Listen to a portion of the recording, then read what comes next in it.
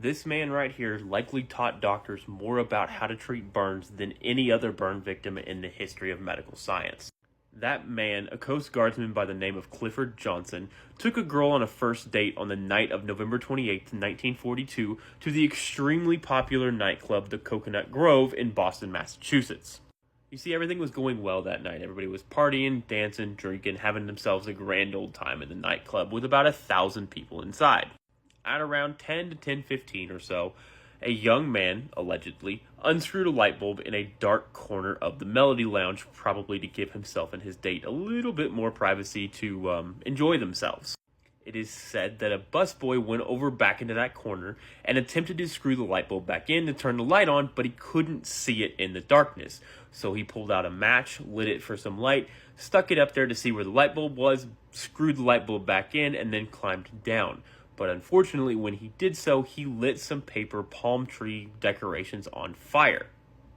From there, the fire spread rapidly through the rest of the club. Unfortunately, many people had very few options to escape, as windows had been boarded up, doors had been locked shut, and the only way out the front was through a revolving door.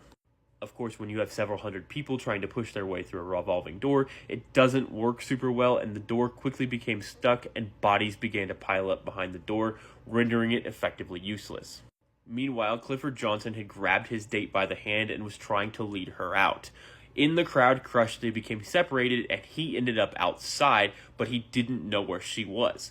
So he did what anyone would do, and he went back inside the building 4 separate times trying to find her. Each time he went back in to find his date, he would find someone else screaming for help and he would drag them outside.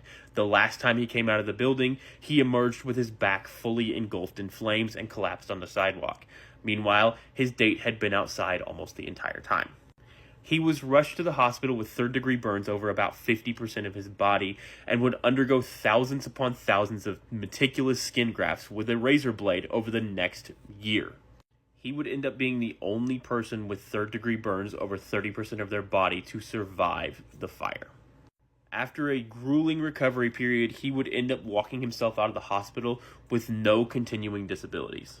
The lessons learned by doctors from treating Johnson from the Coconut Grove fire, which killed 492 people in total, would go on to help them better understand how to treat soldiers that were burned during World War II in both the Pacific and the European theaters.